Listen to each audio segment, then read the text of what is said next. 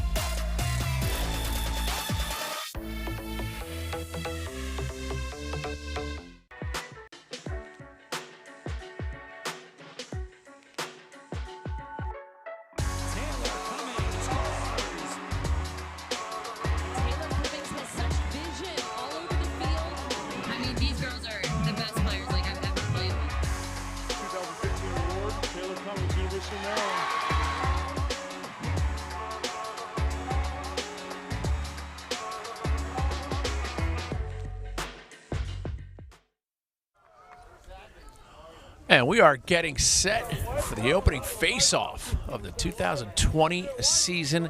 Bob, Ponte Vedra is the first public school team from the state of Florida to fly up and play teams in Baltimore. What's their message to their team right now before they face off against Gilman? The message is that they're playing in the MIAA, which is generally regarded as the best high school league in the country. This is their first opportunity coming up to Maryland. And interesting for them, they're actually going to play NCAA rules, which I think is fun for them. They're really looking forward to it. They play federation rules, but when they travel, you have to play with what the home team's doing, and Gilman plays NCAA rules. So there could be a little bit of issue regarding some of those rules. Their coach might be inclined to call a timeout at any time, wherever the ball is on the field. Coach John Nostrand in the breaking out of the Gilman huddle, coming up here to shake Coach West's hand, Tom West, who started basically the program essentially at Ponte Vedra in 2008, and he's done a tremendous job. They were 22-1 last year. The only loss they had was to Lambert School, who played in the Georgia State Finals last year, and ironically the team that Lambert lost to last year, Walton High School, Ponte Vedra played Walton the other day and beat them. The Georgia State champs from last year, they were the Florida State champs. So this is, according to Coach West, this is the most ambitious schedule they've ever played. Yeah, and they certainly do have a gauntlet. They go to BL on Saturday, but we are set for Nick Tusing to face off against number 10, Avi Israel. Israel, a class of 22 guy, Tusing, a senior here. Gilman in their home whites. Ponte Vedra in the road blue, powder blue, Carolina blue. And Ponte Vedra's coming out double polling the wings. And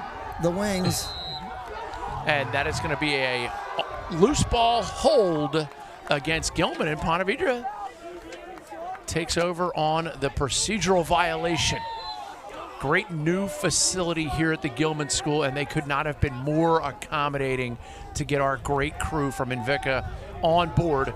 Booker Corrigan and Bob Shriver bringing you the call as we see Tara Belletti, number 3, getting it up. And now this is number 22, Parlett. Carter Parlett, you talked about him in the open.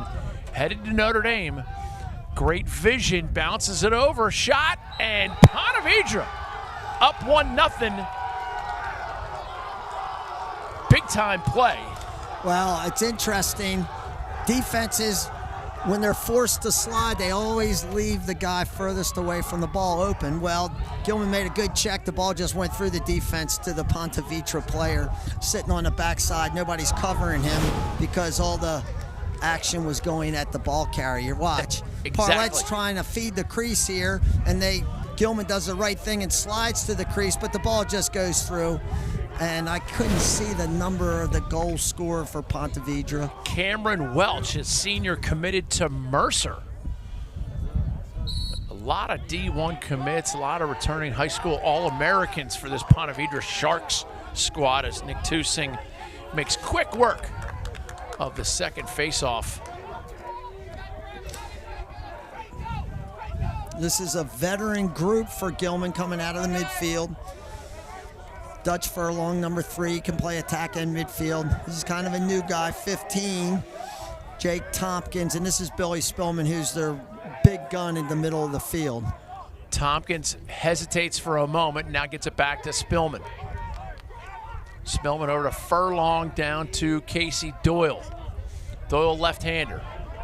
Little acceleration right there, gets a shot off. Again, they're double polling the midfield. They're staying with that. They double pulled off the face-off, and they have a shorty covering Doyle, number 12. I'm sure that's a teeny bit of a mismatch, and this is Gilman's quarterback, Sam King. Furlong now top right side. Goes right alley. Shot whistles just over the cage. Starting goalie today, Nolan Parlett, younger brother of Carter. And as you mentioned in the open, there's a couple injuries and illnesses on the Ponte Vedra squad. Everybody has to fight through that. No one's immune. And a turnover by the Greyhounds will give Ponte Vedra a chance to clear.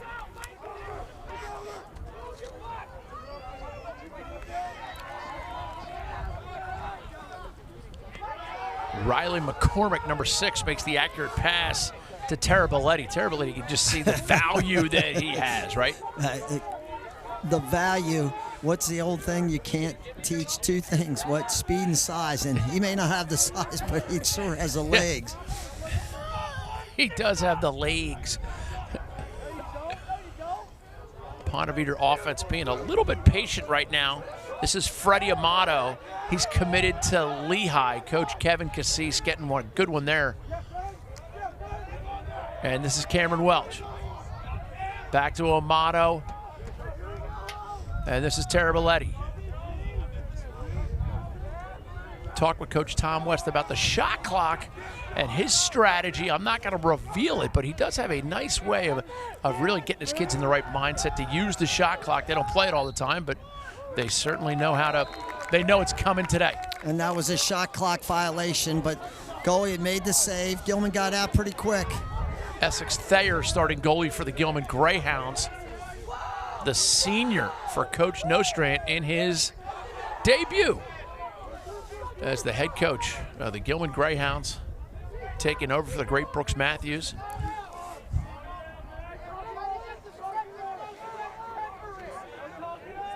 Tortolani, number 22, the Denver commit, gets it back over to King. King headed to Harvard, was not admitted to Roanoke. Had to head to Harvard. Didn't get into Washington College either, Bob. Don't want you to think I'm discriminating against the WAC. It's a good matchup for Gilman. Spillman with the shorty. Nice save. Real tidy save. By the younger Parlett. Apparently he stepped in last year as a freshman and won the job and had an incredible year. As we said earlier, they were 22-1. Nice ride by King. Yep, and Parlett actually had the pleasure of passing that ball to his brother. And I was fortunate enough to, oh, shot goal. Go ahead and get some. Great Abe Lincoln's mullet. Sam King bringing the noise. Well, failed clears, inevitably come back to haunt you. Gilman did a great job. Tortolani and King riding, getting the ball back. And, Ponte Vedra was a little late checking back up inside. King got his hands free from about 12 yards and stuck it pretty nice shot high and away. And you hear that wisdom from Bob Shriver, a guy who coached the game for decades. Let's just call it that, right? That's fair to say. For decades. So it's a pretty woke opinion by Bob to just let you know that failing to clear can really cost you. This is Gilman's pole. Wallace Halpert and Parlett. Excuse me. Yeah, Wallace Halpert, who's a senior headed to Georgetown. He's had a really nice career. His brother was played Jack the same Halpert. Position. Yeah. Just graduated from Carolina last year. He was an excellent pole as well. It's almost embarrassing that I remember that, but just because it was so long ago. But these kids, you endear yourselves to them. Great pass inside. And this midfield unit, Carnell and Tortolani, meshing so far. Number 45 joining them, Chase Brody. This is a matchup that Gilman's got to take advantage of. They got the switch. King now is being covered by the shorty. This is a great matchup for Gilman. Expect an early slide, and it does come. King, oh, look at the inside feed, unable to handle it, and that goes awry. That sophomore Chase Brody didn't handle that good feed. Now let me ask you that. He was trying to quick stick it, and he caught a piece of it, so does that make it a shot? No. Okay.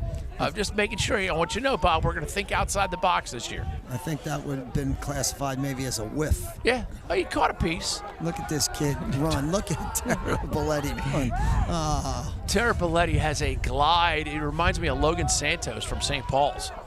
Or how about Alex Wicks from St. Mary's? Yeah. Your man Bubba Burley said to say hello, by the way, Bob. Here's Parker Campbell going right alley. Tara Belletti, he can do everything well. Here's Parlett. Parlett rolls back. These two guys are a handful. Yeah. Freddie Amato, number 2. Good size kid.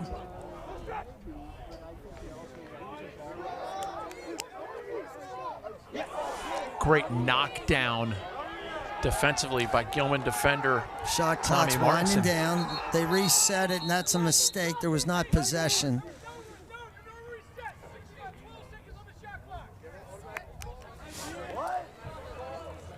They reset the shot clock. It was a mistake. So now the clock keeper here on the Gilman sideline, the Gilman. He might have to run it down I to think a certain number. it looked like he says 12. 12. I thought there was about 15, but that's okay. Yeah. They had to radio in Judge Joe Murphy for that one. Make sure they get it all right. Nice drive to the cage that time by Tommy Martin. Excuse me.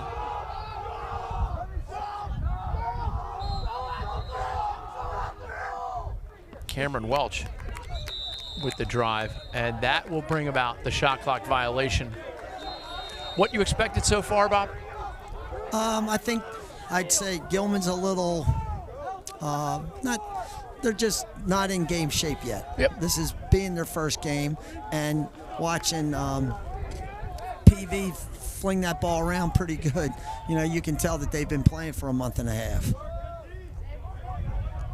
Gilman will settle in.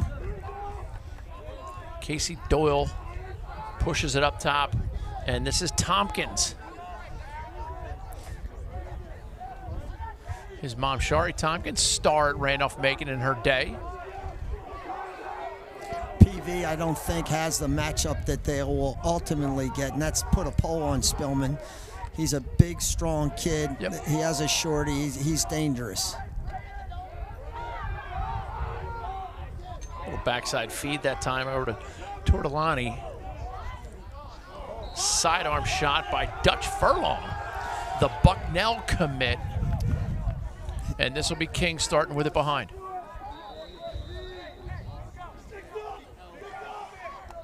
They are quick to slide to King, and rightfully so.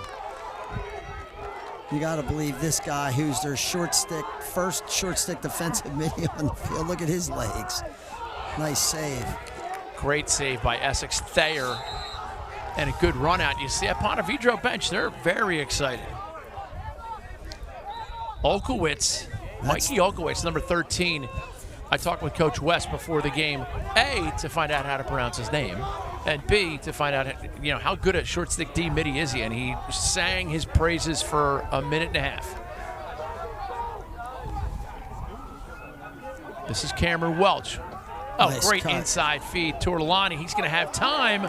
Great collapsing check. And they're going to say he was pushed into the crease. Great shot at that Gilman sideline. Great coaches. Coach Owen Daly, the guy who I coached in 7th grade, is out there. And it's interesting, Billy Spillman, his dad John Spillman, I coached at Denison. Although you coached a lot of grandkids that are running around out here. And how about Bryn Holmes? Didn't you I coached coach him as well? Yeah, I hadn't gotten that far down the roster of coaches. Mark Hoffman, great club lax guy. They do it. And Rick Soule, former Navy head coach, helping out his prior Washington College teammate. Nostrand and Soule played together at the WAC. Another save by Thayer, not up in here. Now we get another push call with a guy in the crease. Referee Nigel Tufnell putting his stamp on the game. And we get a timeout on the field. Ponte Vedra wants to talk it over with 2:27 to go in the first quarter. Not a bad time. We will step away momentarily, but wait till you see what we have on the other side of the break.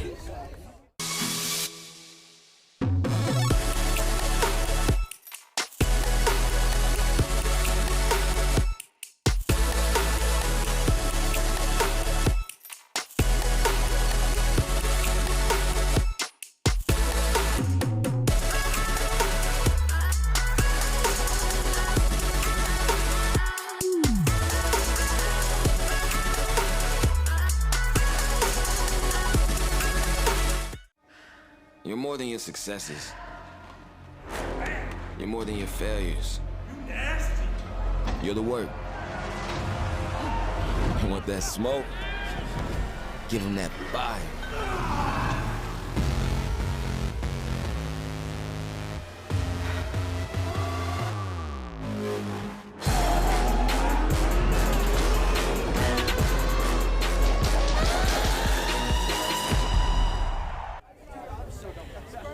Back on campus at Gilman, where the Greyhounds and the Ponte Vedra Sharks are tied up 1-1. Bob, we were talking at the break. There's a couple guys on Ponte Vedra who you are singing their praises. They just jump out at you. Coach West, when I talked to him yesterday, was talking about how athletic his kids are. And I think that we've seen that very much in evidence. Parlett in the midfield. Taraboletti's athletic as he could be. Olkowitz, the short stick defensive midi. This kid he really likes is just a freshman by the name of Marcus Johnson, and he really likes him. He's a lefty, gives him field balance. Shot goes just wide. Nice backup. You see that lacrosse IQ. They do such a good job all over, and Tom West deserves a lot of credit for helping build that lacrosse acumen. Not just in Ponte Vedra, but in all of that Florida region, and he has sent kids to D1 programs.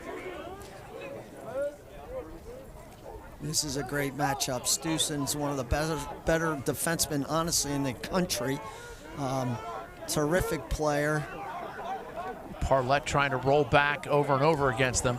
And basically, Gilman has decided to triple pole the middies, which is, an interesting strategy and a quick adjustment by the Gilman coaching staff, recognizing Parlett, Taraboletti as being quality players. Nice play by Taraboletti, and he finishes it. Let your fingers do the rock and keep that G coming all day long. Great handle by Taraboletti. He's fed in traffic. Looks like he had been covered pretty well. Let's see what happens. Parlett throws that ball through the defense. Gilman sloughed off Taraboletti. Caught the ball, made a nice move. As a defenseman's running at him, Taraboletti avoided the slide. And one of the things you talked about in the first goal by Ponte Vedra was when you're a sloughing defense, you leave the furthest guy away from the ball open, and he was the guy. Ground ball pickup by Tommy Zatello. Shot. Post Malone showing up.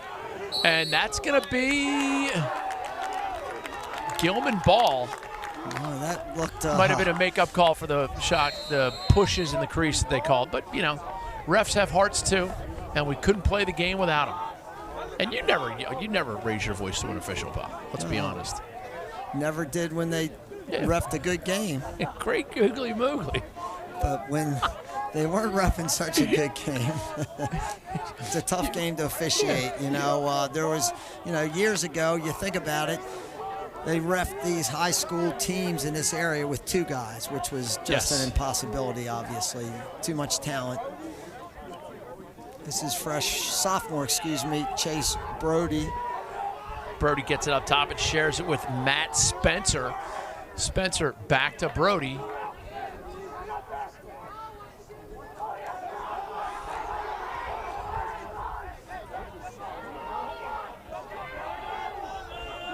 Here's King from X. Pass up tie intended for Carneal.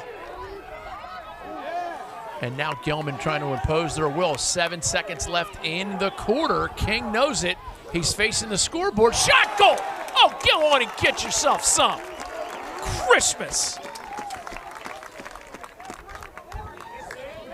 Well, before the game when we were doing our pre-game, we talked about Sam King and how dynamic he is. This is a pretty impressive play knowing the clock's winding down. Not much of an angle when he switched to his left hand, but he put it in a great spot. Just a quick little face dodge. Defenseman was guilty at not breaking down properly. Sam King gets by him, ties the game at 2. Sam King has that quickness and acumen that he'll make you pay if you make a step mistake. And that is where we will leave the first quarter. Just like the day after a bad chili cook-off, folks. We're not at a deuces.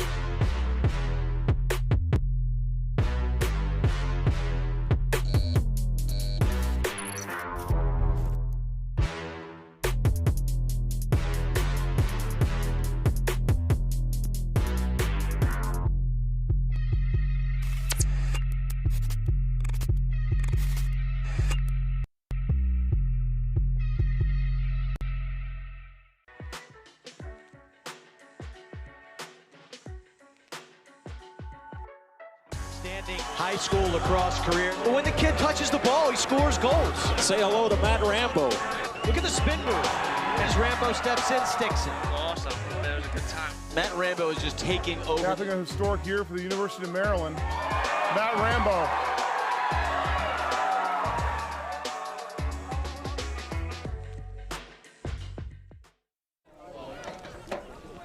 Great commercial right there about Matt Rambo and his success in the Under Armour All-American Senior Game.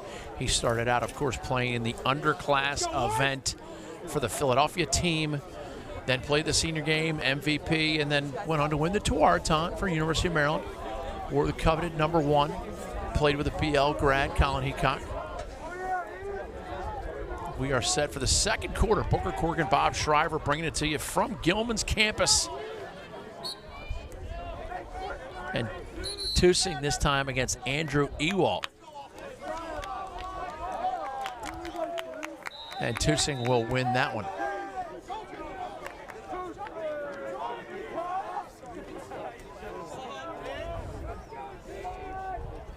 Here's Doyle. Ponte Vedra's trying to make it hard for Sam King to get the ball. They're looking to shut him off a little bit. He didn't get open that time. Not a bad strategy by them, considering he has all their goals so far. This is Furlong. Spillman rips. Parlett equal. Spillman didn't get that ball where he wanted it to. He basically threw it right in the goalie's stick. Get it on the ground. Make him move a little bit. The goalie really didn't have to move that time. Just guilty of not throwing the ball where he wanted to. Ponte Vedra, a great pass by Parlett, but a better ride by Gilman. And here's Stuzen, #4. I haven't had a chance to talk about him. He is definitely an impressive physical specimen. He had some shoulder issues last year. He is ready to go this year. And here's Billy Spillman.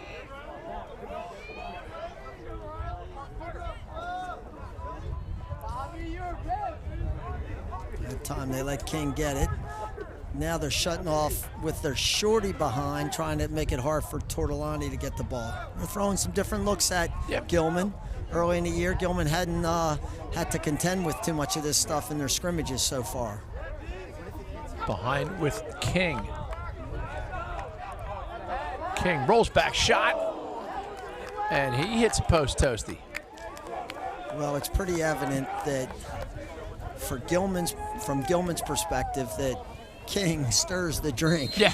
And they're very, very good at the defensive end of the field. Doyle with a bit of a step looking to feed. Oh, what a stuffing. You want some gravy with that. Little Parlett has been playing very well. For just a sophomore, he seems poised, confident, handles the ball well out of the cage. I think he's been getting a lot of shots in the backyard from Carter, too, which will help you because Carter is a D1 athlete. Oh, now we got trouble cooking, and that's a goal for Ponte Vedra, and they take the 3-2 lead. The long stick taking on the jellies. You got serious thrill issues, dude. Well, Gilman was intent. They thought they had this guy on the ropes a little bit. They shut everybody off.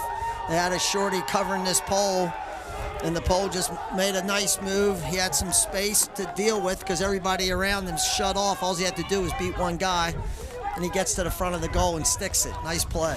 Davis Smith with the goal.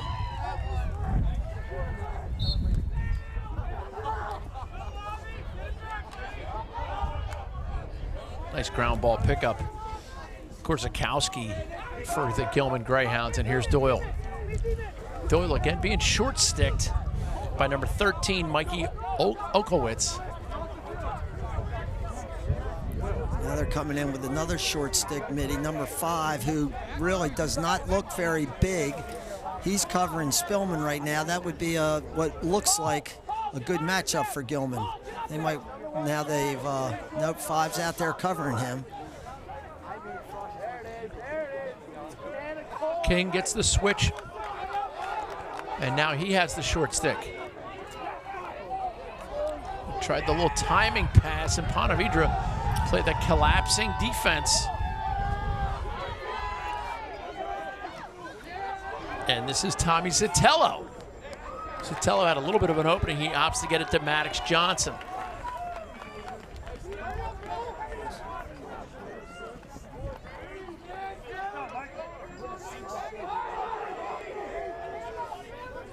This is Carter Parlett, senior bound for Notre Dame.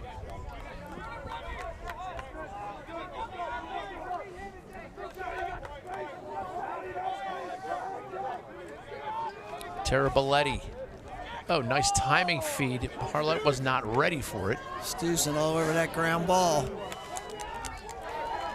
Reminds me a lot of Xander Martin, who is going to Yale also. He just graduated last year, but he certainly had the same kind of build. 32 playing defense for Gilman is a kid who transferred to Gilman from Texas, Remy Reynolds. Coach Nostrand's very high on him. His family moved up here, I think, over the summer.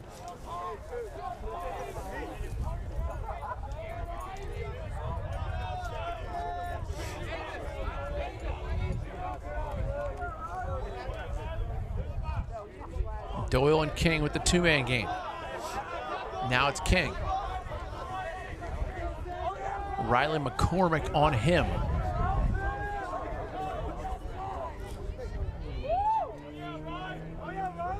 And Casey Doyle open on the inside shot. Oh, what a save. Nolan Parlett.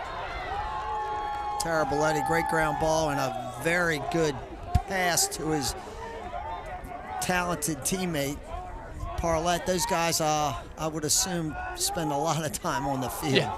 They don't spend a lot of time on the bench.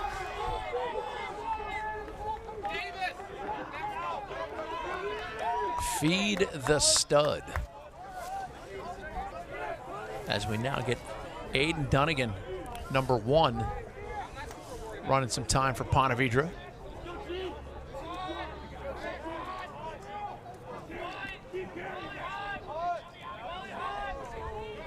Dunnigan makes the nice catch. They push it behind, and now they push it out the other side.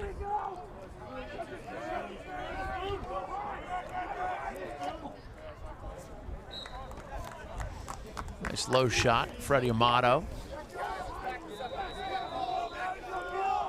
Jack Witherspoon, senior defenseman number 7 for Gilman, bound for Syracuse next year.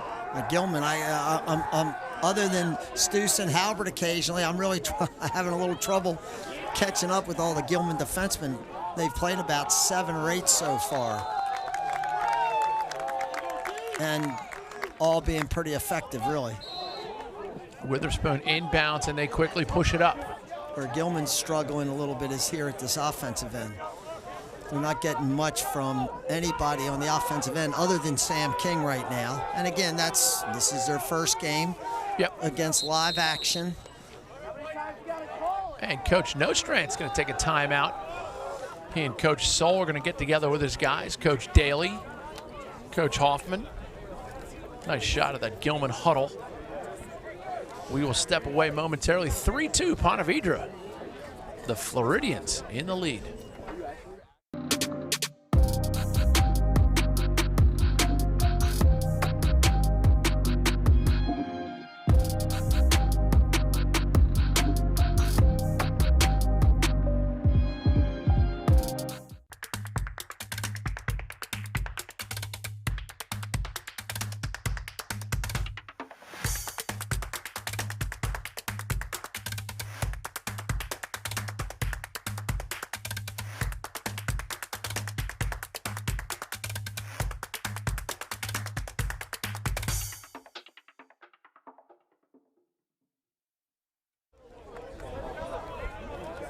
And there is that Gilman huddle. It's their first game, Bob. You talked about that, and one of the things, it was in the movie Finding Nemo.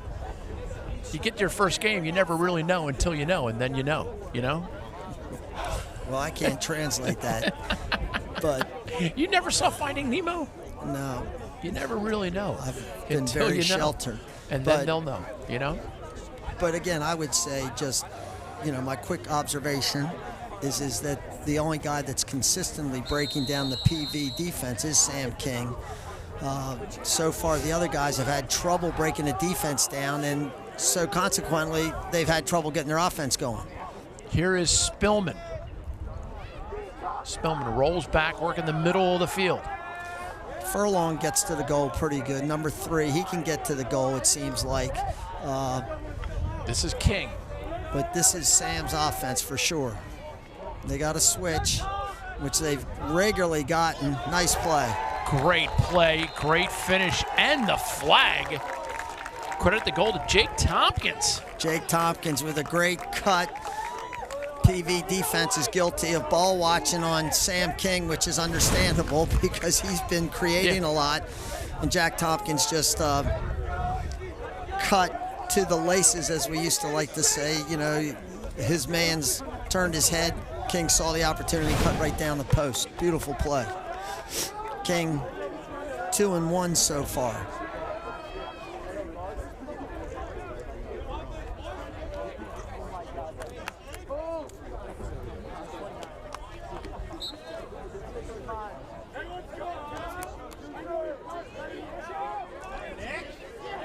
And they waved off the flag. It was a push with possession. Tompkins scored the goal, so nullifies the foul.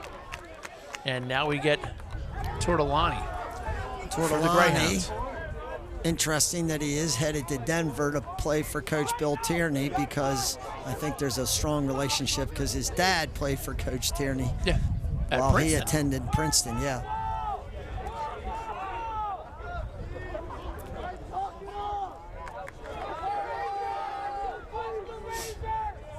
Here's Furlong.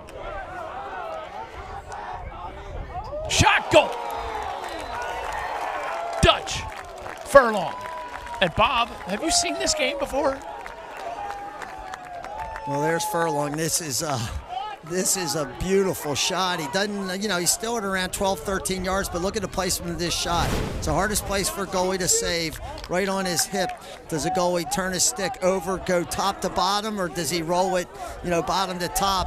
It's a very, very hard play or a place to get to for any goalkeeper. Look at this placement. Beautiful.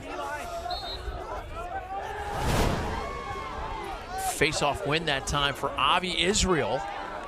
And Ponte Vedra looks to knot it back up. They have a TO in their pocket. And here it comes. You can see that coming. You can see that coming a mile away, Bob. The face-off stripe, I thought Tusing might have exerted his will. It's been pretty even so far. Yep. It is even, and we got a great one coming. 4-3 Hounds here in Baltimore.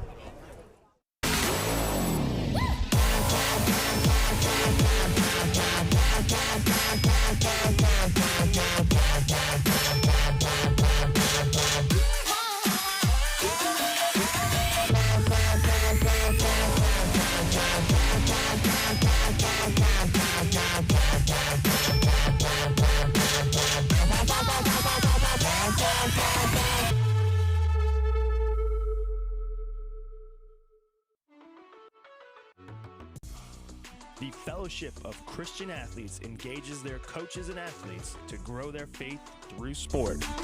Make sure you investigate the amazing camp at Lebanon Valley College this July. The FCA has camps, clinics, huddles, teams. Learn more about the Fellowship of Christian Athletes by going to fcalax.com.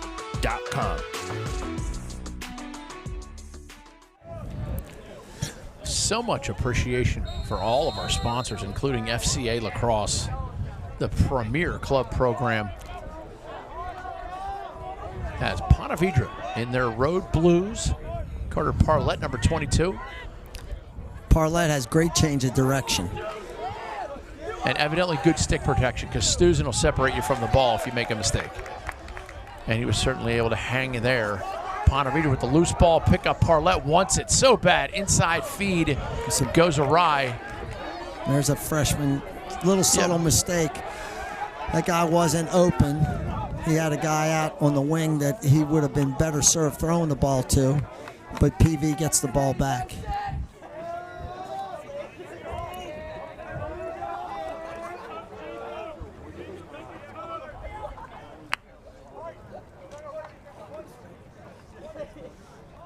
Parlett and Stuzen will definitely be exchanging Christmas cards from here on after. They're spending a lot of time together. Oh, a little behind the back. Bob, some people might call that nifty. Great play by Halpert. Beat him to the ball. Halpert's playing and now. Them out. But Halpert's playing with a short stick, so they're using his skill set on the defensive end with his pole and his short stick. Good look. Great crossfield pass and well played on the bounce by Korzakowski. Doyle settles things for the Greyhounds momentarily. Gilman with their first lead of the game. Getting a heavy dose of Gilman's first midfield group. Furlong, Tompkins, and Spillman. Kind of like watching PV throw out Parlett. Yeah. Terrible Eddie. Here's Spillman. Spillman just wants to get his hands free. That's all he needs to do. He doesn't have to be an incredible dodger. He just wants to get his hands free.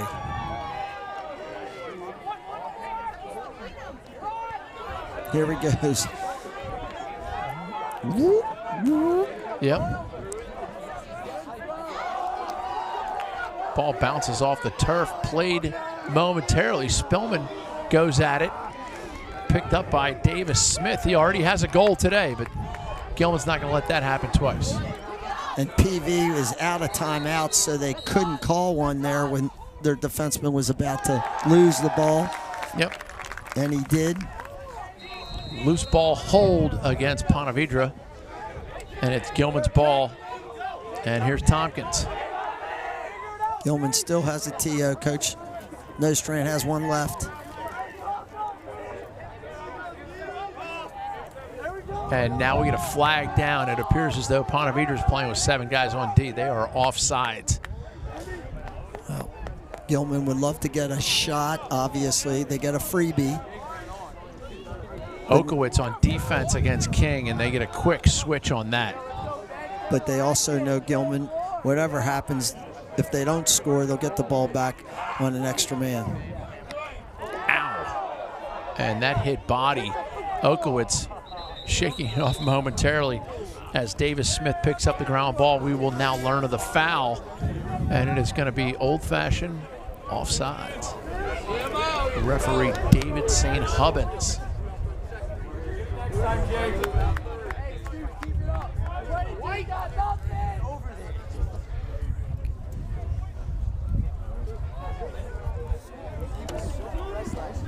Gilman extra man. The big man 13 up here is somebody that they'll try to get. Furlong can shoot. King will be the trigger guy. They bring in 19, who's an extra man specialist, Pierce Washburn. It's the first time on the field we've seen him. Here's Washburn. King follows, gets it back to Pierce. Now it's Spillman. Furlong on the far side. Inside feed, shot, goal. Count it.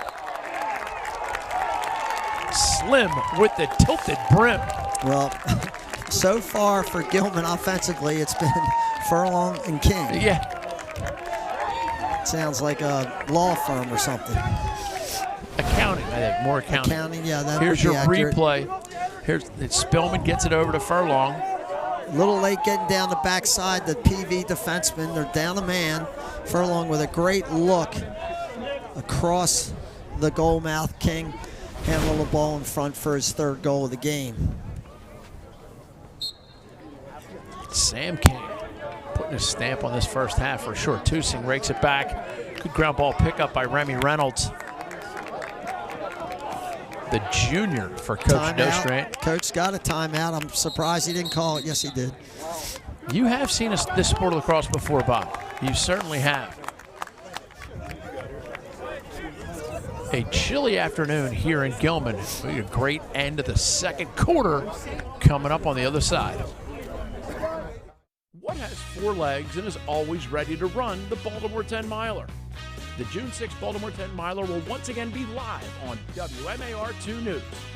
It always has the best post-race party of the summer, featuring a Jimmy Buffett cover band and Under Armour Premium. And new this year, the 2-person relay. Start and finish at the Maryland Zoo in Baltimore, and wait until you see the elephant-themed finishers medals. Go to baltimore10miler.com and register now. Shot of the Ponte Vedra huddle. Coach Tom West was one of the coaches of the Under Armour All-American Underclass South teams last year. Did a great job with them, and I'm going to talk at halftime with Lee Corrigan, the creator of the Under Armour All-American event. 16 years. It is the premier showcase in all the land. There is no better way to put your mark on your career than to try out for the Under Armour Underclass event. Make sure you go to underarmourlacrosse.com and measure yourself against the best players in your region. As Spillman initiates, here's Furlong. Coming out in a 1-4-1, Gilman is. See if they time. don't roll away. This is They're doing King. an upside-down mumbo from behind. Spillman. They pinged it. Did you see that? That was a cool offensive set. You know, many people understand what a mumbo is. It's a dodge out of a 1-4-1, and the wing guys come down and pick for the inside guys. That time, Gilman put the ball behind the goal, and the wing guys picked for the inside guys who rolled out. Yep. I'd call that a reverse mumbo. Nice little offensive set that they got a decent shot off of. Spillman hit that thing off the pipe.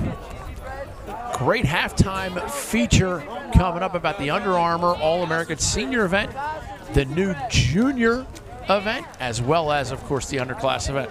It is halftime here at Gilman School, 5-3 Greyhounds over the Sharks. We have come a long way. All the amazing advancements in medicine. And while science has become better at treating people, we can't ever forget the importance of how we simply treat people. At MedStar Health, we believe it doesn't take a brain surgeon to get the best way to talk to a doctor isn't always in person, and that inside every human body lives a human being. The best of our minds, the best of our hearts. MedStar Health. It's how we treat people. Kelly & Associates Insurance Group and Kelly Payroll helps employers and employees save time, money, and hassle in navigating the intricacies of insurance, benefits, payroll, and workforce challenges. Kelly & Associates Insurance Group and Kelly Payroll is pleased to support CSE TV and the Game of the Week. Visit kellyway.com to put their people, technology, and services to work for you.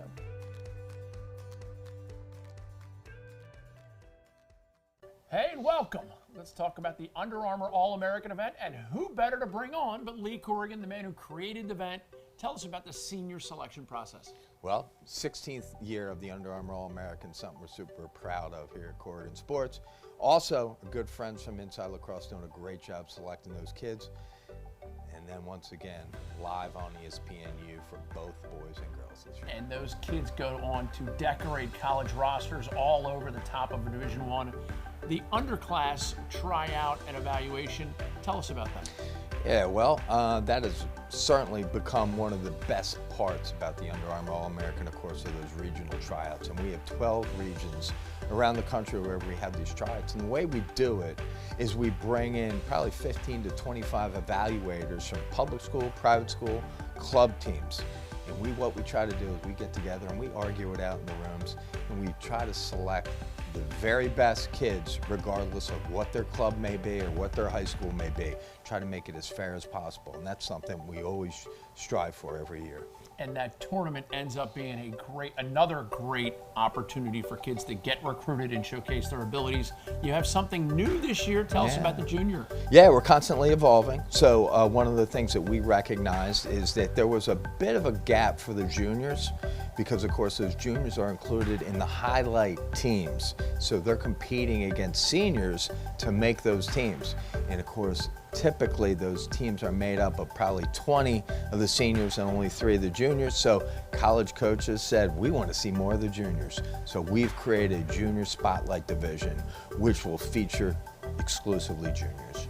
It's going to be a fantastic event. Make sure you go to underarmourlacrosse.com and register now if you want to be a part of the premier lacrosse showcase in all of recruiting, and nominate your players now for the Senior All-American game. It is the highest honor a high school lacrosse player can get.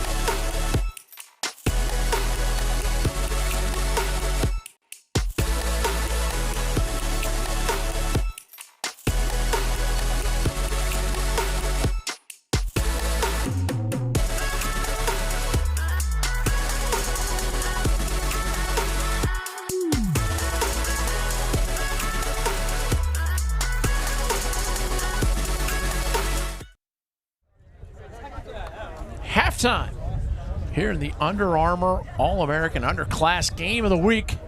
Booker Corrigan and Bob Shriver. As we get a good look at the Gilman facilities. 5-3 Greyhounds in the lead over the Ponte Vedra Sharks from Ponte Vedra, Florida. Great matchup so far. Just like the rug ties the room together, halftime highlights and stats tie the game together. Thoughts so far, Bob? Gilman defense exerting its will. Ponte Vedra's had a little trouble clearing the ball. There's the first goal. Ball just went through the defense. 24 standing on the backside. Welsh Cameron, the beneficiary of that. This is a great cross-crease feed from Parlett to Taraboletti, the two best offensive players for PV. This is Sam King at the end of the quarter, sticking that with 2 seconds left at the end of the first quarter. Nice play. He really just had to get to the goal. The clock's running out. This is King again. Tompkins makes actually there was a save by the younger Parlett off a nice feed to Sam King on the crease. This is defenseman Paul Davis Smith with the goal. Davis Smith with a big goal. Gilman elected to shut everybody off. They thought they had a great matchup, and Smith just beat this guy. Now here's King feeding Tompkins, who makes a beautiful cut when his man turned his head. And then Furlong is about to, there was that goal. That was Tompkins again. That was Tompkins. This is Furlong. Watch this shot. Just a quick step away and beautiful placement with his left hand right on the goalie's hip. You see him get up there, and there's the placement you're talking about, Bob. That's beauty. And I would say so far, Booker, it's been a pretty even game. Both goalies, I think, have played really well. This is extra man Furlong throwing the ball through the defense to King standing on the doorstep for Gilman's 5th goal as they lead 5-3. But just a quick thought is that the games, I think, where PV's made some mistakes is they've made some mistakes in the clearing game.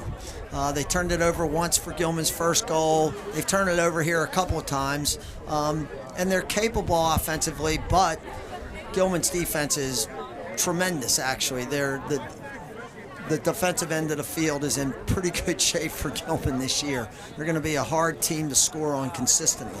There are the numbers so far. Turnovers 7-5. Ponte Vedra making too many turnovers of face-offs. Even, saves 5-4. Credit the youngster, the 2022 Nolan Parlett, goaltender for Ponte Vedra, playing fantastic. And Gilman goalie really played very well. I thought. Essex there. Essex nice played job. very well with his good size, left-handed. But Coach Nostrand indicated before the game that he may change goalies at halftime. We'll have to wait and see. We will be back with second half action. Wait till you see the way this one finishes.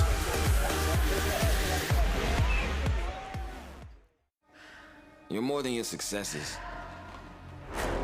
You're more than your failures. You're the work. You want that smoke? Give him that fire.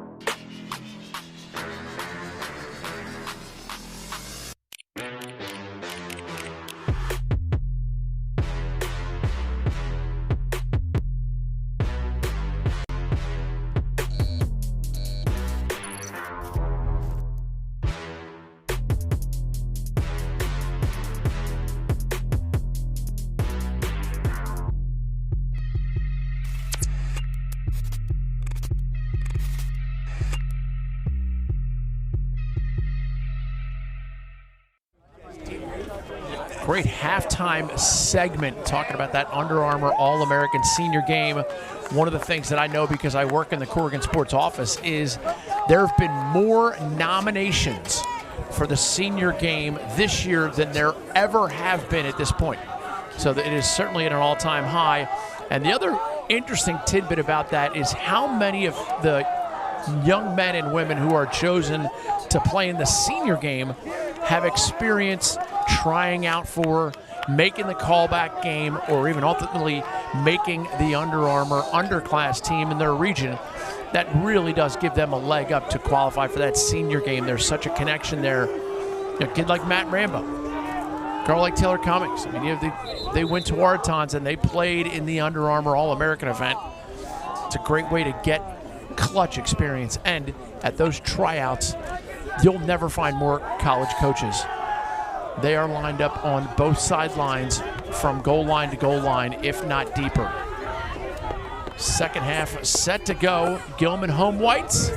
Ponte Vedra in the light blue. Booker Corrigan alongside the Bob Shriver.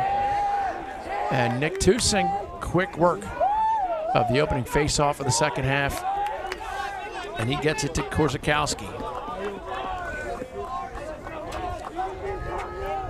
You do have to like PV's nickname, though. The Sharks. Talking about Shark and Mr. Hooper. Do you suppose any of these guys have ever played TPC? I would think so. I would think so. Here is Spillman. That was not very good defense there by PV. Parlett bailed him. I'm just guessing, honestly, taking nothing away from their defense, but you know they're the Florida State champs. They're 6 or 7-0 already.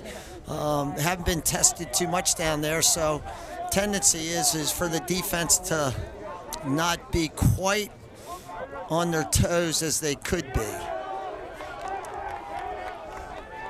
Davis Smith gathers the rebound after Parlett makes yet another save. And this is Will Gregg, junior, that's number 26, Campbell Parker, junior midfielder.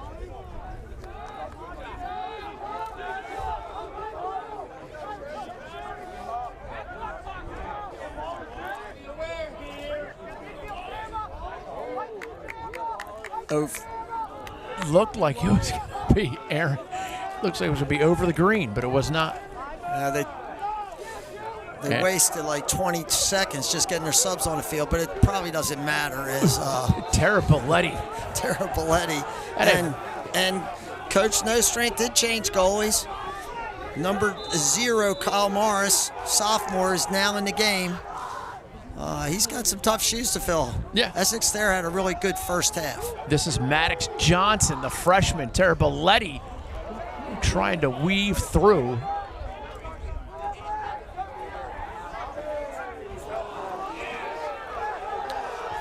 Good ground ball by number 34, Tommy Martinson, but he threw the ball away, a little bit under duress. And here's Parlett. Cameron Welch played well in the first half. Tara Belletti, speed for days.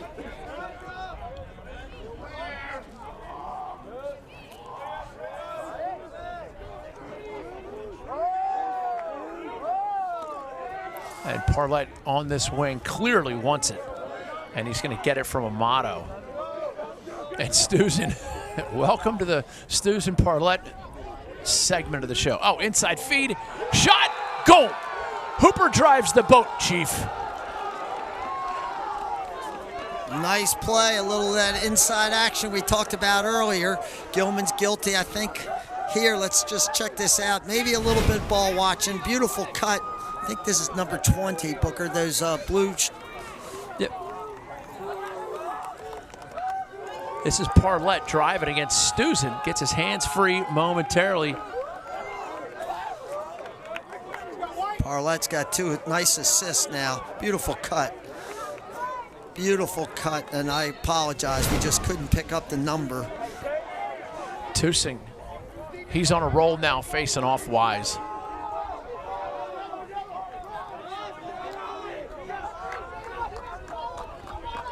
Yeah, Tusik, he made some adjustments so far, these first 2 in the second half. He's got them both pretty clean. Gilman going with their second midfield group. Here's Casey Doyle behind, starting left-handed attackman. Played on that Baltimore championship-winning Under Armour underclass team.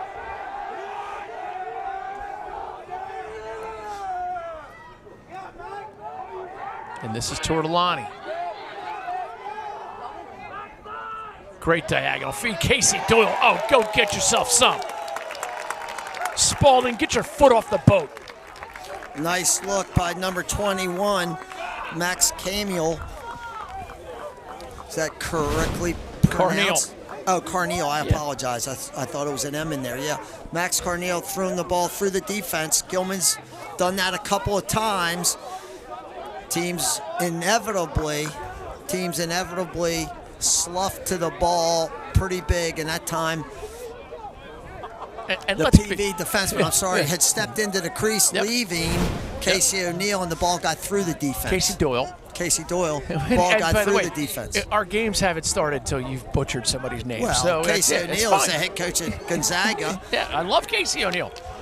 Great and dude. I know there's a Gonzaga guy team in the future, isn't there? Yeah. We got a great one next week. We got Hill Academy, maybe the top team in all of North America from Canada, coming down to play Calvert Hall.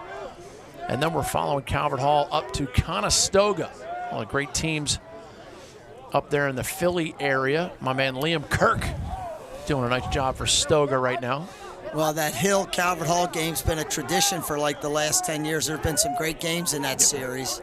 Last year was overtime. And Hill Academy handed Calvert Hall their only loss. That's correct. It's kind of like Culver coming into town playing BL and McDonough.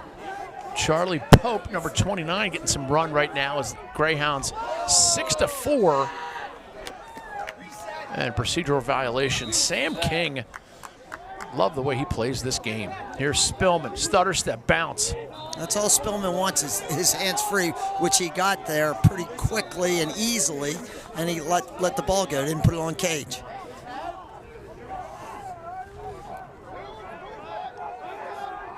This is Doyle. Behind King. King rolls back with the double, carries the double, and then gets it up top. Here's Furlong. Shot, goal. Dutch Furlong.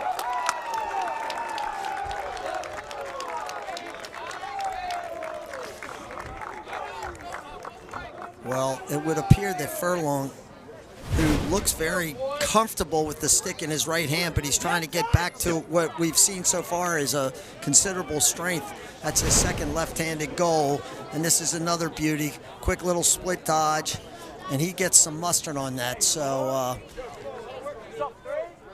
Furlong and King, the two guys that are consistently breaking people down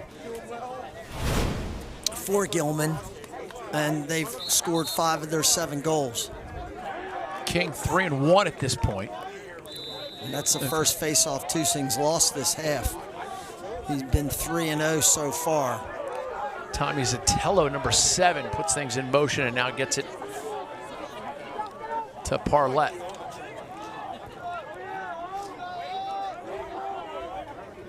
Campbell Parker, number 26, in on the crease. Oh, there you go. There's the kid Reynolds, who Coach Nostrand was talking about earlier.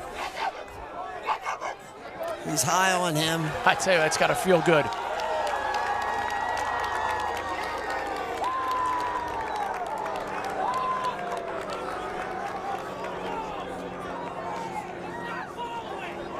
You hear the helicopter going overhead. Bob, I think your ride's here. I guess they'll have to wait a little bit. Tucker Herbert, number 5, in on midfield. And here is Herbert. Looked like he wanted to go cross crease right there. They almost had something. Great to see Matt Spencer, senior midfielder for Gilman, out on the field. Well, Parlett's intent on making something happen after he just got stripped. Yep. Oh, go on, son. I'm having a little party over at the yacht club on Saturday. What do you say you come by and mow my lawn? Well, there's a good player. You know, he got stripped the yard sale at one end, and he makes his play at the other end, and he made up for it pretty quickly. Yeah, look at this. Shoulders in, frees his right hand, and then destroys the top corner. Well, it's too bad, I think, that we're not seeing the third member of that group with terrible Eddie Parlett, this kid Dylan Hess, who wrecked his meniscus, and he's not playing. And Coach West clearly said before the game that those three guys are a load. It's too bad we're not seeing Hess.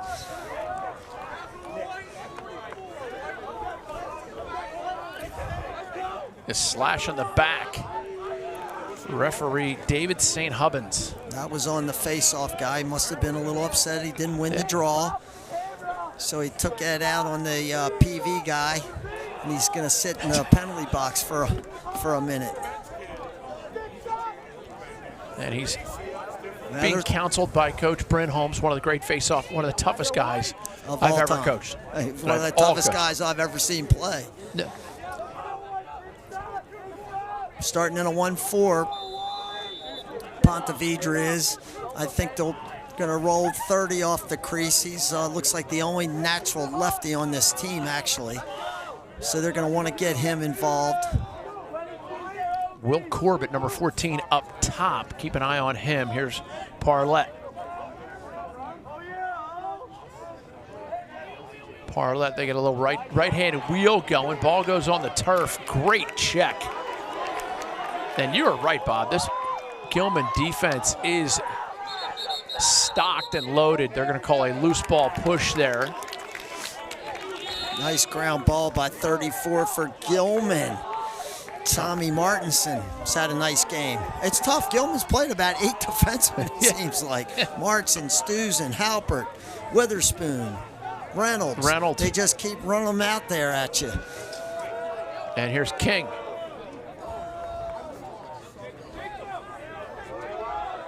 You see King on that change of direction, Bob, and his stick protection is optimal.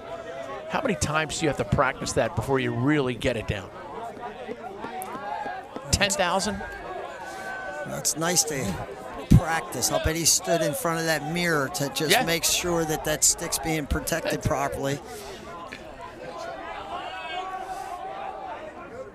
And don't forget, he also learns to protect the stick very well, because every day in practice he's going against some very, very talented defender. Spillman rolls back, lefty shot. And that ball, that's his left hand, and he had some pace on that. He's shaking his head, Spillman. He's got a cannon, got to get it on cage. Here's King, lobs inside shot. Oh, what a save. Not up in here. Not you, fat Jesus. Nolan Parlett. Ball out of the stick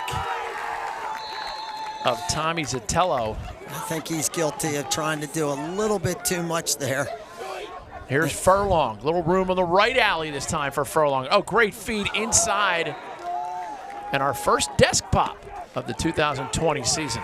Well, Doyle and Tortolani, they're not great dodgers, but they're both very good inside off-ball players. It's a quality pass shot. Doyle, great hands on the inside, comes from his hockey background. Tompkins feeling it. Mark it 8, dude. 8-5, Greyhounds. Hate to keep belaboring things that come back to haunt you. You got your ball in your stick. You just scored a beautiful goal, cut it to 7-5. They're in a clearance situation. 7 turns the ball over. They're back playing defense. And where's the ball end up? In the back of the cage.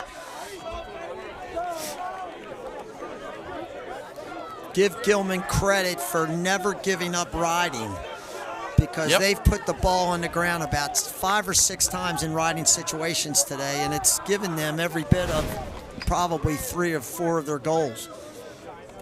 I'm sure Shari Tompkins and Molly Spillman talk to their sons about riding all the time.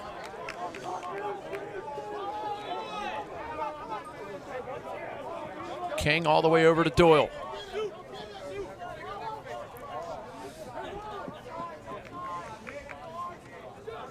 Max Carneal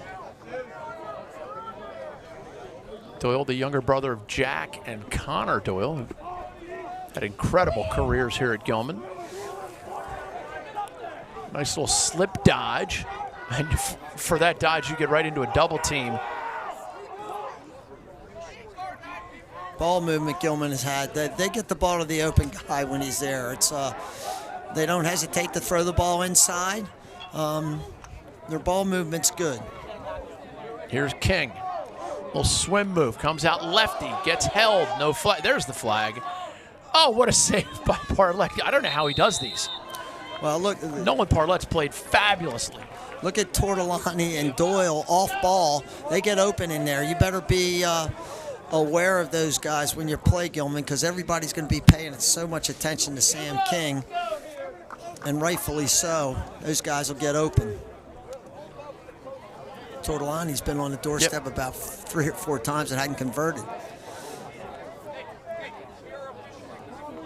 And credit a lot of that to the youngster, the 2022 goaltender, Nolan Parlett. Just a sophomore.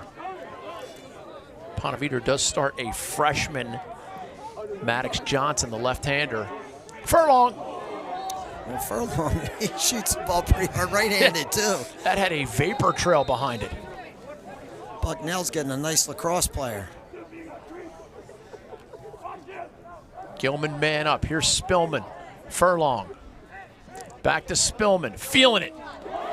And that caught leg. Spillman gathers his own rebound momentarily, has it checked away. That time, Spillman got the ball on cage, and you can see that was a, oh, wow.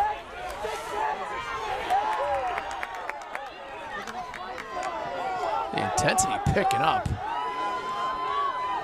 Taraboletti comes up with it, and Stuzen makes quick work of that. Tell you what, Bob, you highlighted the right guys. That Stuzen kid can play. And this is Washburn. King gets it to Harrington.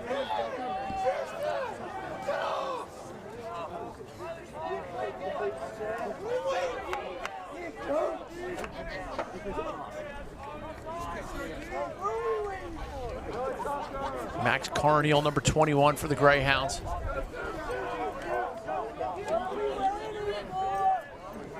And this is Chase Brody, 45. Now it's behind with King. Herbert isolates up top.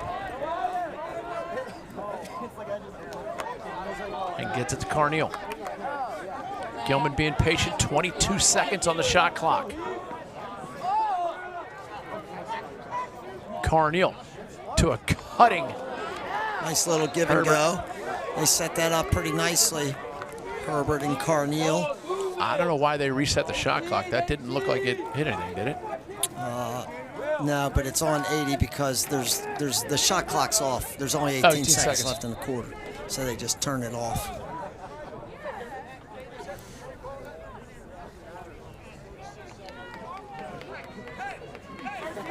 They're saying that they did make a mistake. There's only 10 seconds left on the shot clock.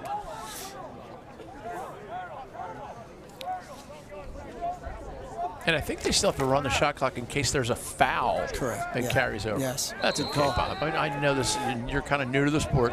Good call. Oh! She's a beauty, that number 9. Sam King. Carter Parlett was clearly just, he wasn't ready. And Sam King, what do we like to say? He quicked him. Yeah, he did. He just quicked him. He just gets a half a step and shoots. And look at Parlett. I just don't think he was ready. Or he didn't see the ball coming out of his stick. And it's Nolan Parlett's the goalie. Nolan just got quicked. It happens. King putting on a pretty good show. What's that, number 4? The dude abides. And PV is put a pole on this wing. Tusing is heated up as far as face-offs go. Stuzen runs too. Look at him run. And that'll do it Third quarter comes to a close. Gilman stretches it 9-5. Ponte Vedra has the athletes and the skill. Can they mount a comeback? In the first game of their Baltimore trip, they play Boys Latin on Saturday, but they have a fourth quarter coming up right on the other side of this break.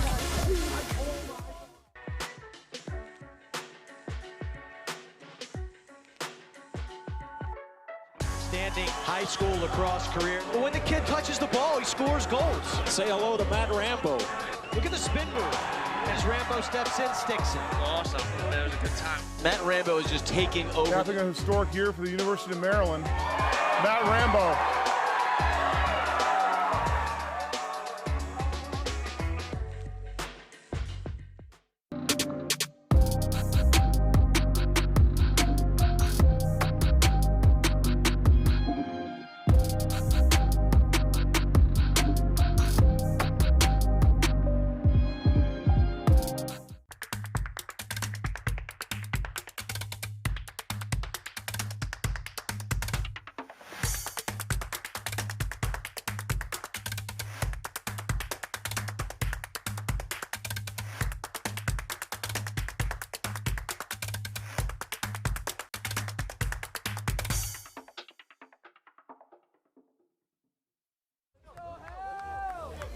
And there's a great look at the tryouts. The South trying out on May 30th. I will be down there helping run the IMG Academy. Tom Marichek, your head coach. Chris Spalding, head coach for the Highlight. Phenomenal facility, the best facilities in the country. And of course, there's your Baltimore tryouts, 2 different dates because it's so popular. Incredible competition. If you want to measure yourself against the best players in your region, get to those. We've got Ronnie Clauser and Kevin Boland coaching those squads. Get to the Baltimore, the South tryout. And if you're watching somewhere else, we have a region for you. Go to UnderArmourLacrosse.com and make sure you get there. That's something you don't see too often, Booker. 3 poles on that face-off. Triple polling it. They triple polled it, and they were successful. Tucson got the draw, but one of the 3 poles got the ball on the ground, and in the mad scramble for it, PV comes up with it. They maintain possession with the backup.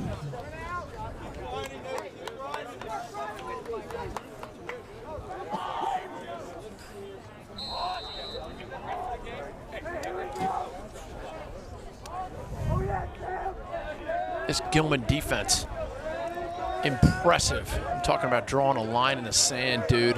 Across this line, you do not. And as I say that, the broadcaster's jinx is in full effect. Joe Taraboletti. Well, Gilman has done a great job on Taraboletti and Parlett. They've been double polling them most of the game. That's one of the first times either one of them got a shorty. That time Taraboletti got the shorty and he made them pay. Quick, look at the acceleration. Quick. Goaltender Kyle Morris for Gilman doesn't have a big chance on that one. He shot that from 5 yards away. I can tell you what, if you're playing Gilman, it's a good thing this isn't 1995 or 1990 when they could have 6 poles on the field, because they could make your life pretty miserable. Nick Tucson comes up with a face-off win, but Ponte Vedra with some renewed hustle here in the fourth quarter. And it's a push against Ponte Vedra. Ponte Vedra in blue, Gilman in white, and he was offsides. And he missed it. That's too bad for Ponte Vedra. That was a tough. They were just off again, too. Yeah, he got it. That time they got it. Took him a while. Yeah. Well, they went offsides again. Ty Zander spinning by the booth. Inside lacrosse, one of the greats.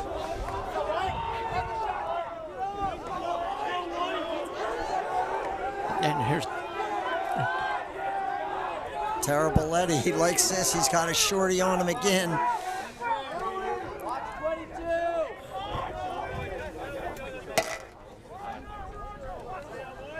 Taraboletti, little hitch move, got caught up in the turf monster. Timeout. Nice play to save the ball.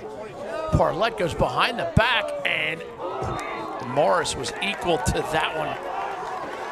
Carter Parlett, a little fancy on the behind the back, and it was the right play.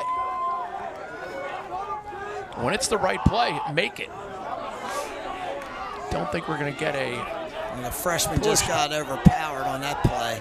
Billy Spillman with a great ground ball pickup and moves it effectively and efficiently to Remy Reynolds. And now gets it back to Spillman. Spillman, swim move, gets his left-hand shot. Bounces over the cage.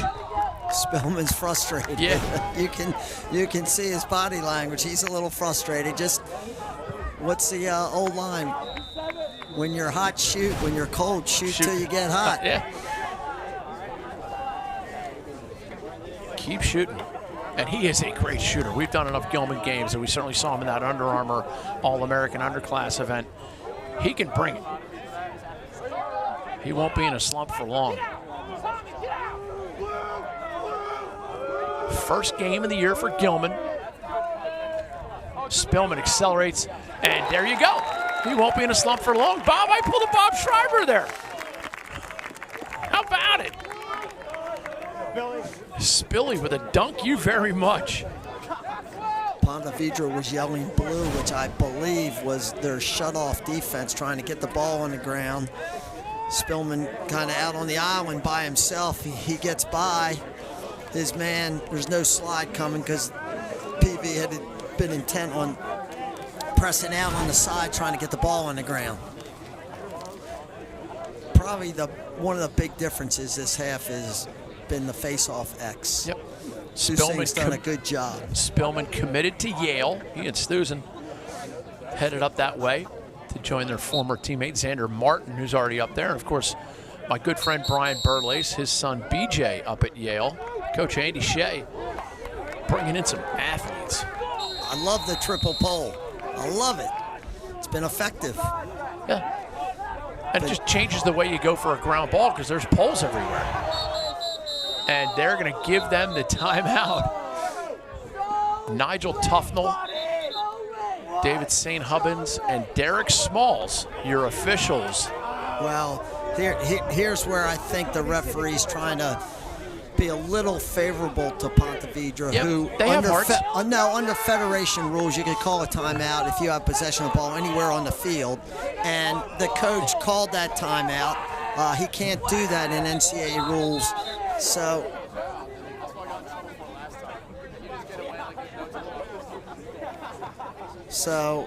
they're going to lose the ball for an illegal procedure for calling a timeout when it wasn't allowed. And that's just a product of a coach coaching in different league with different rules. Correct. Judge Joe Murphy had to get summoned in, make that call for us. 9:18 to go, fourth quarter. What a game so far. Bob, great to be back in the booth with you. I don't know if you saw my YouTube show yesterday, but I got a little tad emotional thinking about getting back in here with you. I did not see it. Yeah, I'll send you a copy. I'll even sign it. It's electronic. I can't sign it. Well, this part of the game, the clearing and riding part of the game, has clearly been in Gilman's favor. Which is odd because it's their first game of the year, so you wouldn't think they'd be as clean in that area, but. And now we get a flag flying from far away. Referee Derek Smalls coming over.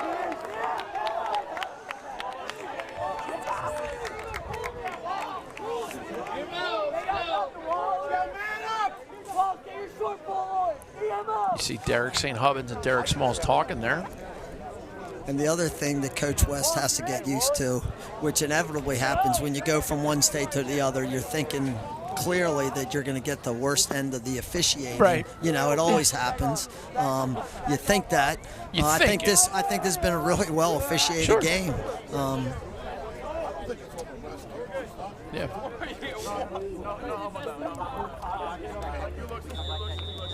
Gilman, a man advantage. Here's Spillman to Doyle.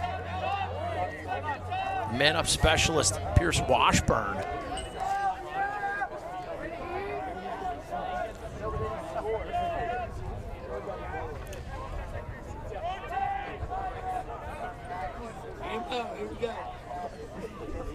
Roll back. Inside feed, shot goes just over the cage. Tortolani's another one. Yeah. Tortolani's another one that wishes he could find the back of the cage. He's a little frustrated as well. He's had some great looks. give the back up to Ponte Vedra.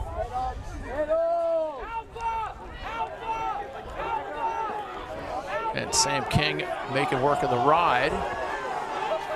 And they called him for a foul. Oh, great inside feed, great inside finish, and we're 10-7 now, Bob. And how about that? Ponte Vedra shorty.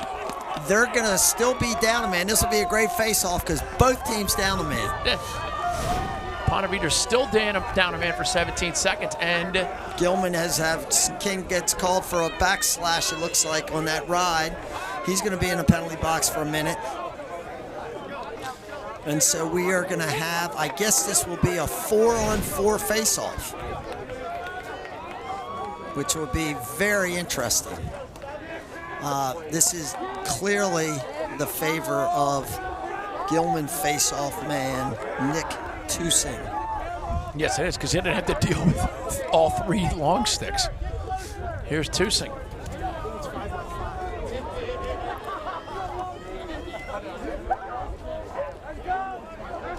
Facing off against Avi Israel. Tusing wins it back to himself. I thought that ball got stuck on the back of his stick. I think that could have been a turnover. That ball has to come out of the back of your stick immediately off a face-off, and that was in there for a while. And we just had a procedural violation against Gilman to turn the ball back over to Ponte Vedra. And with just under 8 minutes remaining, they are now on the man advantage. Well, they have a man up. They could call a timeout and set it up a little bit better if they wanted to. Still think they have 2 in their pocket. Terrapoletti, number 3, cradles. Yeah. And they get it over to the left-hander, Maddox Johnson.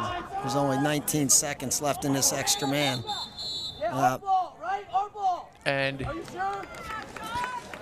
I think they could have handled that a little bit better. They could have called that timeout 20 seconds, 25 seconds ago, and saved, 30 seconds on this extra man. That's okay. We are going to step away. It will be a man up for Ponte Vedra for 15 seconds right on the other side of this break.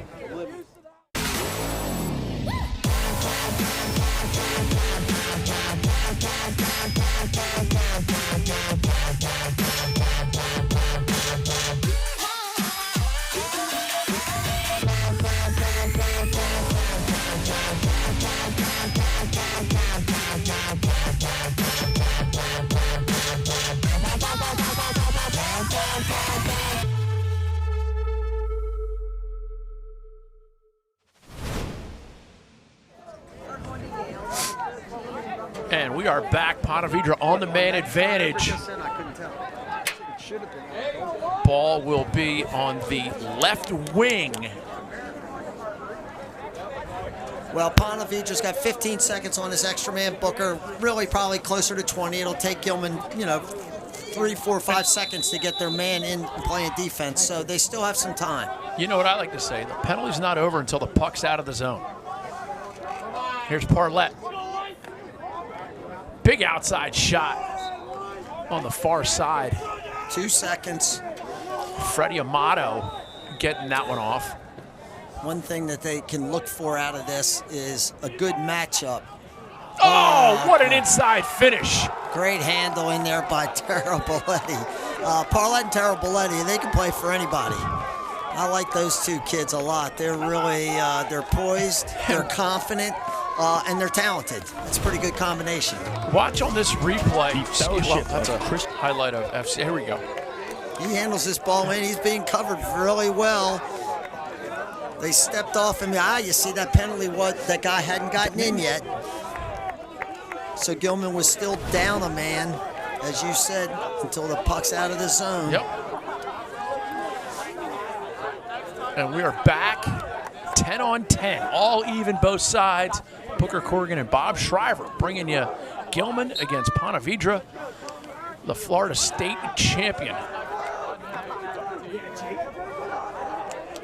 Nice face-off victory, good ground ball by Korzakowski, and now we get another flag. Called a slash, I believe, against the Ponte Vedra defenseman. It's a great ground ball. by Gilman Midi. Drew a penalty. Yep, great ground ball. Korzakowski picking it up. You know, Ponte Vedra does such a great job down there. My friend Ray Carnicelli has been contributing ever since he got down there. He played goalie at Cortland State a long, long time ago. There's an inside feed. Gilman gets open on the inside pretty nicely, and they don't hesitate to throw the ball in there. And you say open. Nowadays, I've noticed in the sport of lacrosse, if your stick's open, you're free. You can score goals. Well, it's the strength of the wrist. wrist. People that excel at that are the Native Americans and the Canadians, you know. If their stick's, you know, a half an inch free, throw them the ball. Yep. Because they'll catch it. Gilman man advantage. Pierce Washburn, number 19 here near side. And here is Washburn. They're going to roll Sam King off here a little bit, I believe, at some point in time. See if they don't get him the ball behind the goal. Spillman, Furlong, back to Spillman. Washburn rolling.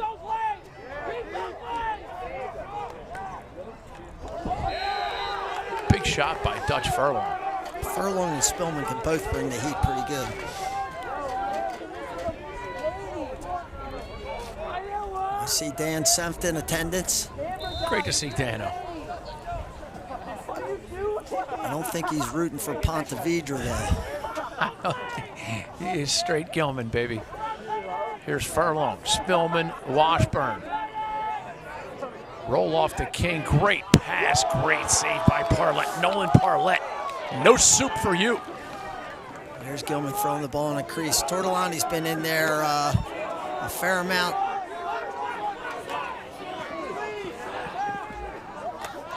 Sebastian Martinez getting run into down there, our sideline cameraman.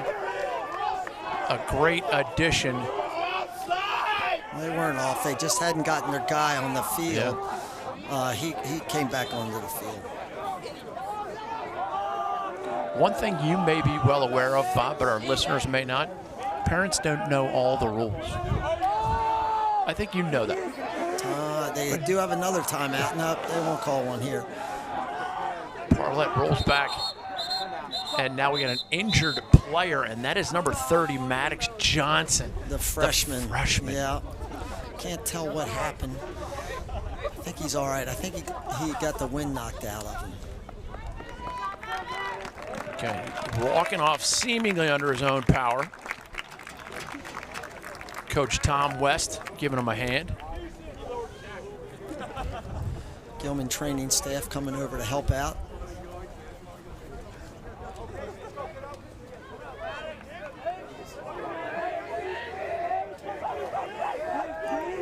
He looks no worse for wear. I think we'll be seeing him back in the game.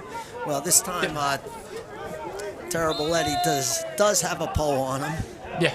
And Astusen is on Parlett, so Gilman's got the matchups that they want coming out of that timeout. And they force the turnover. Away.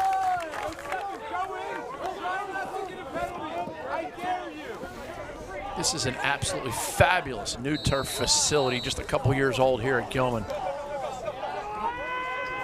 Yeah, and they have that beautiful grass field sitting over there looking like it'll be in good shape. Remy Reynolds tries to get it to Spillman. Spillman makes nice work to get a piece of it. But Ponte Vedra, nothing but hustle. And now King comes up with a loose ball. Fine shot, goal. Tompkins. Big finish by Tompkins. 3 goals for Tompkins. 2 on nice feeds and a good cut, and 1 on a step down. Tompkins has 3 of the 11. Tompkins with a little hattie in game 1 for the Greyhounds. Here's the replay. King comes up with the loose ball right here, and Tompkins is already thinking, I got this. The old quick stick.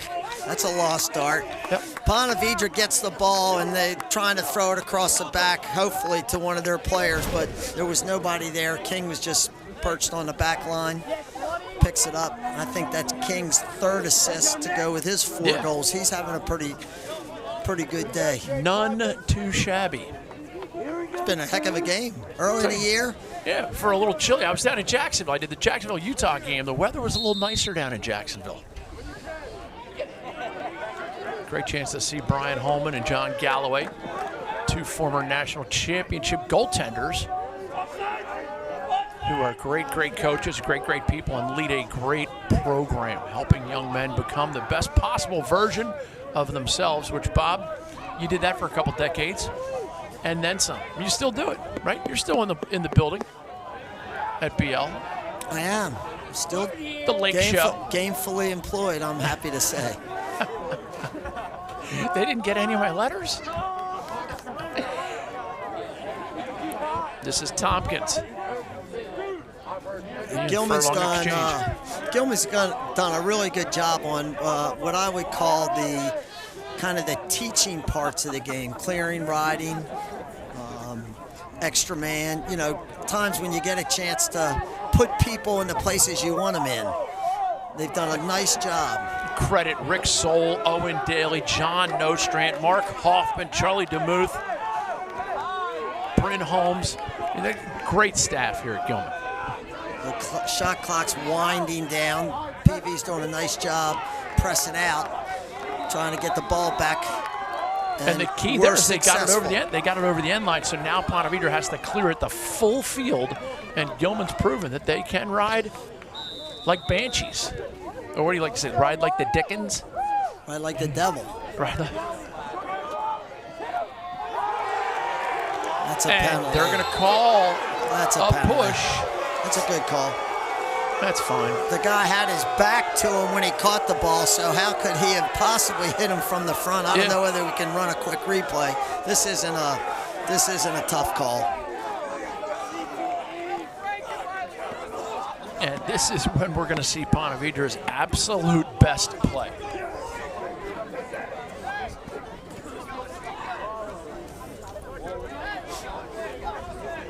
Taraboletti will start with it, and his main man, Carter Parlett, is poised.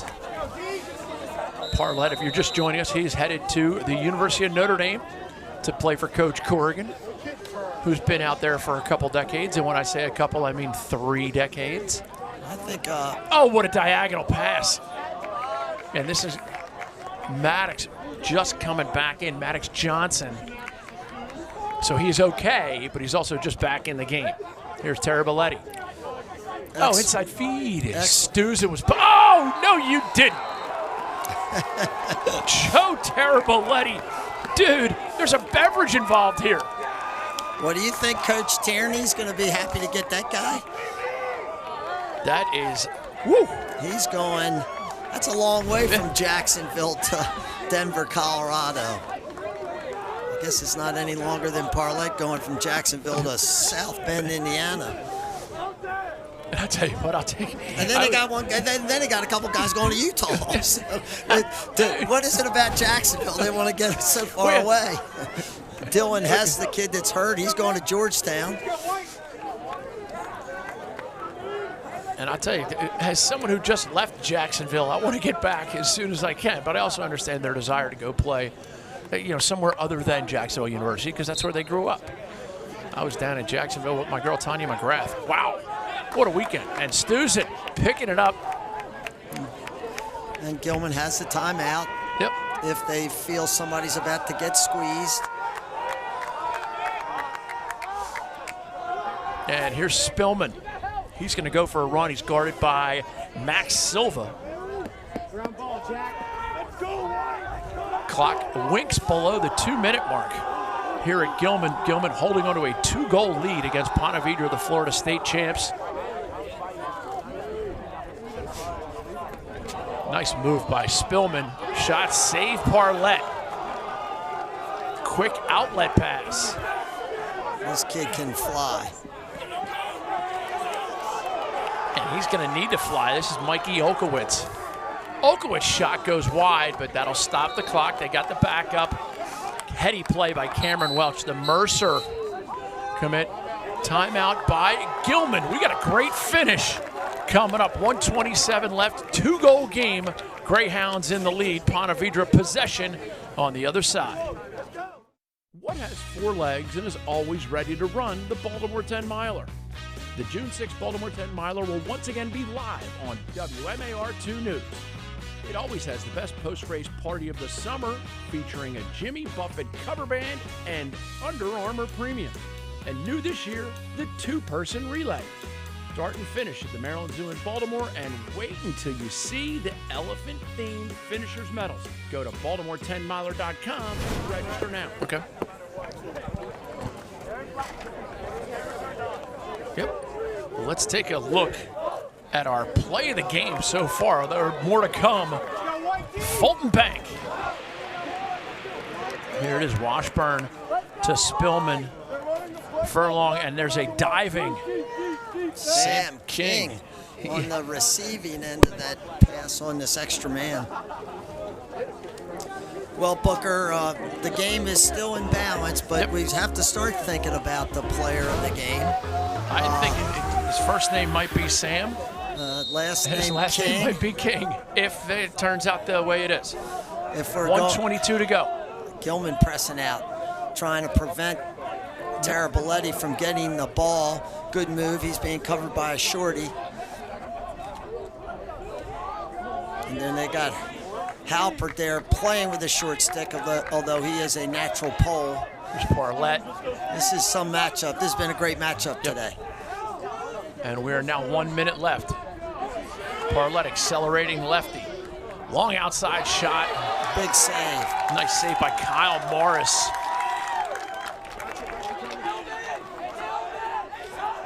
And here's Stuzen with 43 seconds left in the game.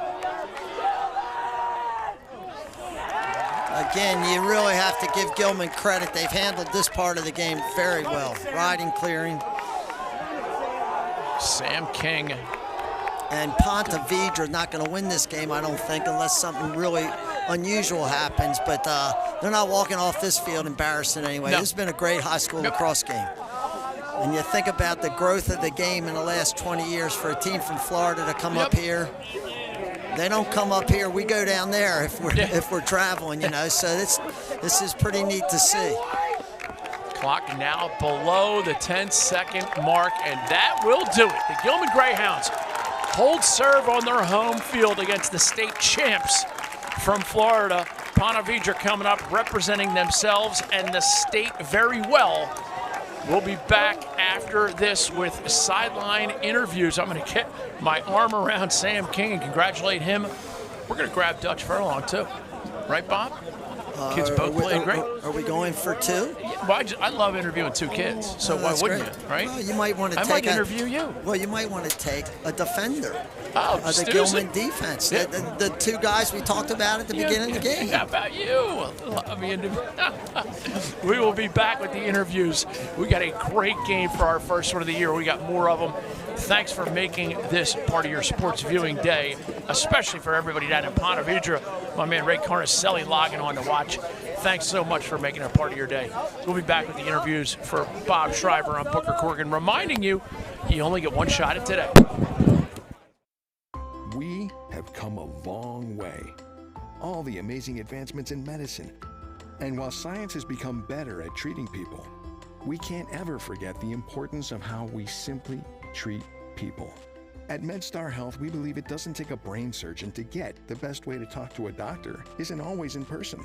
And that inside every human body lives a human being. The best of our minds, the best of our hearts. MedStar Health.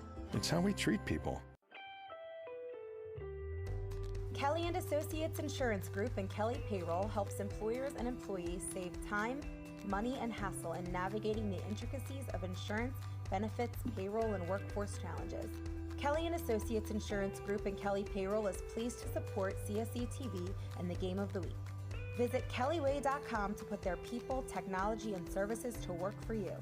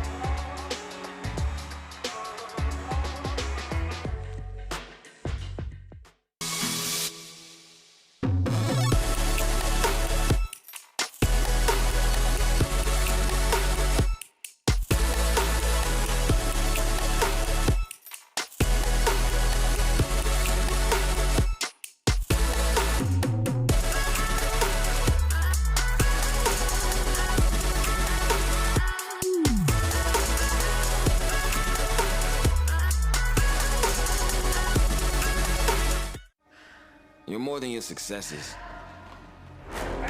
You're more than your failures. You nasty. You're the work. You want that smoke? Give them that fire.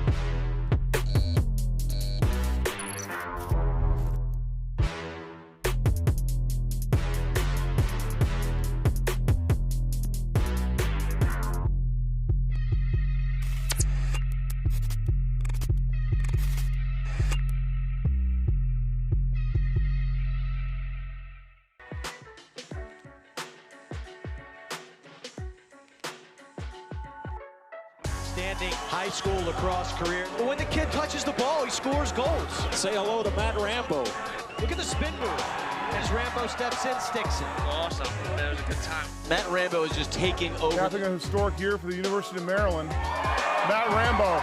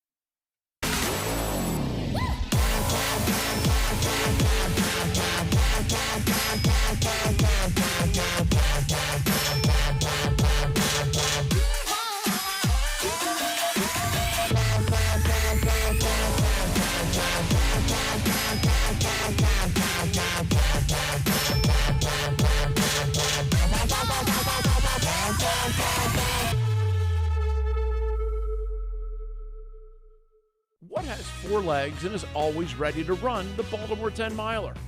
The June 6th Baltimore 10 Miler will once again be live on WMAR2 News. It always has the best post-race party of the summer, featuring a Jimmy Buffett cover band and Under Armour Premium. And new this year, the two-person relay. Start and finish at the Maryland Zoo in Baltimore, and wait until you see the elephant-themed finishers medals. Go to baltimore10miler.com and register now. The Fellowship of Christian Athletes engages their coaches and athletes to grow their faith through sport. Make sure you investigate the amazing camp at Lebanon Valley College this July. The FCA has camps, clinics, huddles, teams.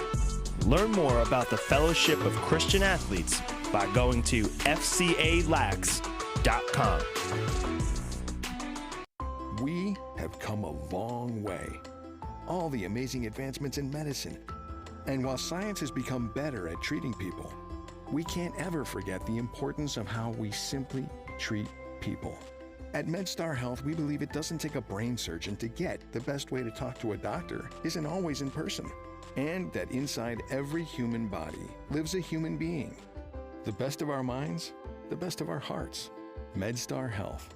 It's how we treat people.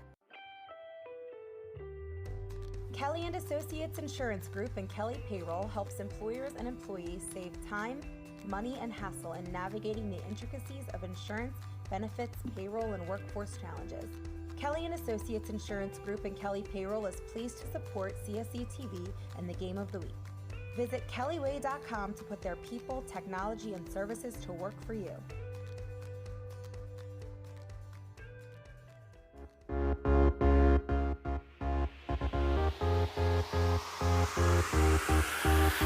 Dutch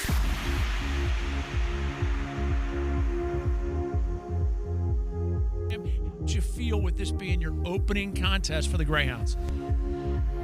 We're really excited. We've been waiting for this game for a long time. Came out a little slow, but I think we got into it. A lot to build on, but couldn't ask for more for a first game. And Dutch, what'd you think of Ponte Vedra? Pretty game bunch, huh?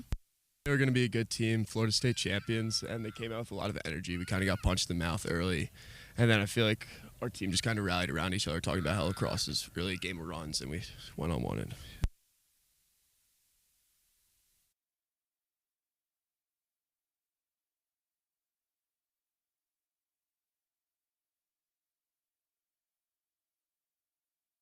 And then their defense took a little through it, and he was wide open for the goal. It was a great finish. We're what? Something going on with the. Are we on still? We're still on. Don't get nervous. Are you nervous? Not really. Neither am I. No, are you? Are we still going? Oh, good. Yeah, so now back to that play. I want to talk. I like the pass. A lot of pass. What are you thinking when he's shooting a pass at you and the pass is going like 45, 50, 60 miles an hour? I don't know. I've seen it before. We do that a lot in practice. A lot of times, just like you said, that rotation's there. And I know he's not afraid to throw that in there. So, I mean, we do that a lot. It's a great pass. What goes through your mind when he gets a penalty? It's rare. It's very rare. We're a little surprised. Really? Yeah. He looked like he was pretty good at it. He gets angry sometimes, but we'll take those. He makes a lot more better plays than he does those. Yeah. But he unleashed a little anger. What went through your mind when you got a penalty? I was just trying to get the kid's stick, and I guess I got him in the back. But I know Coach was a little mad about that penalty call. But I mean, ref calls a penalty. I guess it's a penalty. It's just a bad timing, but learn from a mistake. We're always learning. I'm learning as I'm sitting here talking with these guys. Dutch Furlong, Sam King. How's my man Jack King? He's great. Tore his ACL, but he's coming back. Doing what? Skiing. He's like 90 years old. Yeah, he's getting there. I'm Booker Corrigan, and I would say these guys both played better than I did today. And they're probably wearing better hats, too.